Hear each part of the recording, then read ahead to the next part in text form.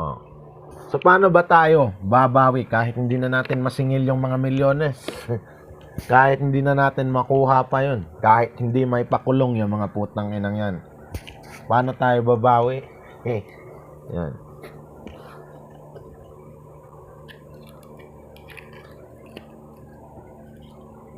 Mabuhay kakawatan. Pukpok ka pa.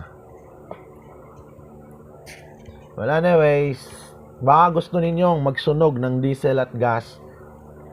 Marami doon. May lupa kami.